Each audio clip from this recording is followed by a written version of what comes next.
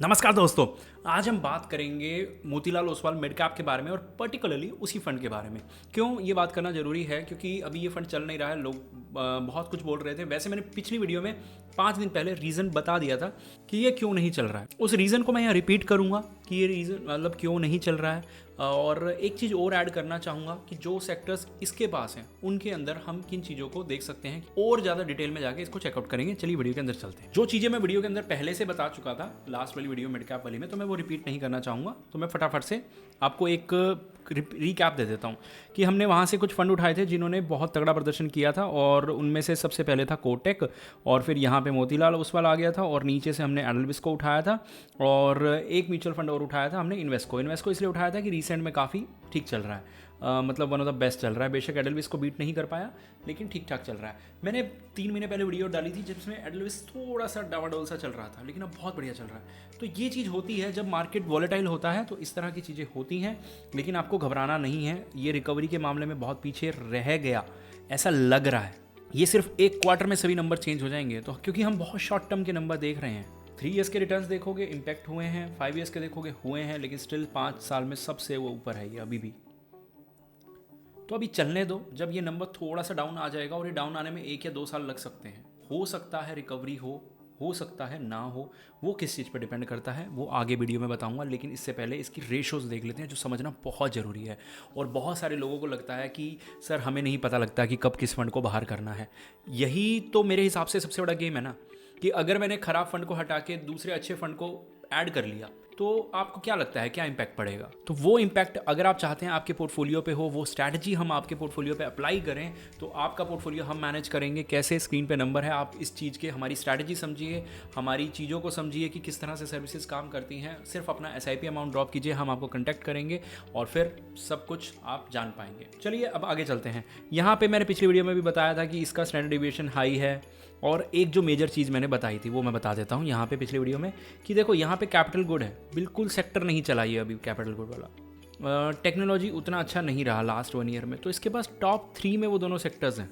अभी इधर आप देखोगे तो ये बहुत अच्छा चला, ये भी ठीक ठाक चला, और ये भी ठीक ठाक चला। अब इनके पास बेशक कैपिटल गुड्स था, लेकिन फाइनेंशियल इनके पास बहुत ज़्यादा था जो बूम कर गया।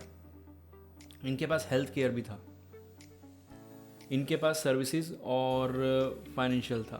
कैपिटल गुड नहीं चला तो सर्विसेज थोड़ा बहुत ठीक चल ही रहा। तो 2-2 सेक्टर या 3-3 सेक्टर इनके चले हैं अच्छे खासे।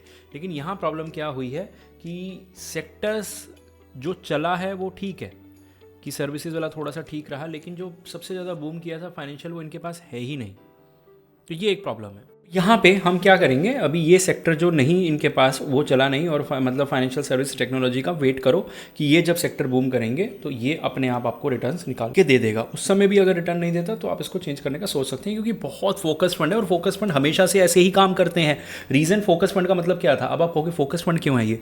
अगर थोड़ा सा रिसर्च वगैरह डिटेल में करोगे तो पता लगेगा। उन लोगों को नहीं पता लगेगा जिनको सिर्फ पढ़ना आता है, ऊपर से देखना आता है कि हाँ ये फंड बेकार चल रहा है, ये फंड ऐसे चल रहा है। क्योंकि देखो फोकस फंड में ना क्या रहता है, मैं एक चीज़ चलो आगे बताता हूँ मैं इसको। रीज़न आगे क्यों बोल रहा हूँ, क्योंकि आगे एक स्क्रीनशॉट आएगा, उसके अकॉर्डिंगली मैं बताऊंगा जो ज़्यादा बेटर रहेगा। इसने आपके पैसे को 319%, यानी कि 1 रुपये डाला होता तो 3 रुपये 5 साल के अंदर बन जाएंगे। ठीक है, SIP में इतना नहीं बनेगा, SIP में 3 गुना या 2 गुना नहीं होते, ये 1.2 अनदर पॉइंट का रेट होता है, एक तरह से परसेंटेज होता है। ठीक है, जिसको हम एब्सोल्यूट बोलते हैं।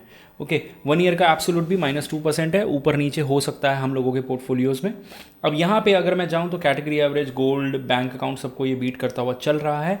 यहाँ पे भी अगर बात करें तो 2 ईयर्स में, 3 ईयर्स में, और 4 ईयर्स में, 5 ईयर्स में, 7 ईयर्स में सब जगह बीट किया है। अब कैटेगरी एवरेज से देखो ना, इतना दूर नहीं है। जब कैटेगरी एवरेज नहीं, इसको आप कैटेगरी एवरेज को रिटर्न मानोगे या इसको रिटर्न मानोगे? लास्ट 1 ईयर के रिटर्न्स जब एक जगह पे 3-4% है, उसको आप रिटर्न्स थोड़ी मानोगे। वो तो खराब प्रदर्शन हुआ है हर जगह, तो इसने भी खराब कर दिया है। मिड कैप में मोस्टली पैसा है, बाकी थोड़ा बहुत लार्ज कैप में है, और वही मैंने बोला था ना टॉप के सेक्टर कौन से हैं। अब इसके अंदर ना जो स्टॉक्स हैं वो बहुत लिमिटेड से हैं। अब वो लिमिटेड स्टॉक से क्या होता है मैं आपको बता देता हूँ। वो लिमिटेड स्टॉक से होता क्या है कि आप या तो बहुत ज़्यादा आगे निकल जाते हो या बहुत ज़्यादा पीछे रह जाते हो। तो जब आप पीछे रह रहे हो तो कैसे आप दौड़ रहे हो, कैसे आप चीज़ को संभाल रहे हो, वो बहुत इंपॉर्टेंट है, और इसने लास्ट 1 ईयर में बहुत अच्छे से संभाला है। बहुत अच्छी अच्छी रिकवरीज आई थी जब हमने इसकी वीडियो में बना के तारीफ़ भी करी थी, लेकिन अब ये वापस बहुत ज़्यादा ख़राब हो रहा है, तो वापस उस समय को संभाल लेगा और जब ये चलेगा फिर से वही चीज़ें दोबारा करने की पूरी पूरी उम्मीद है। लेकिन अभी तो अगर बोलें तो अभी तो मेरे हिसाब से होल्ड वाली सिचुएशन है। अगर आपको थोड़ा सा भी डर है, नया पैसा बेशक मत डालो, एसआईपी करते रहो। नया पैसा मतलब लमसम बेशक मत करो, इसके अंदर ज़्यादा अपने पोर्टफोलियो में 20% का एक्सपोजर रखो। अगर एक्सपोजर बहुत ज़्यादा है तो एक्सपोजर कम कर सकते हो, इससे ज़्यादा मुझे नहीं लगता इसमें कुछ करने की ज़रूरत है। होपफुली आप समझ गए होंगे। मिलते हैं अगली वीडियो में।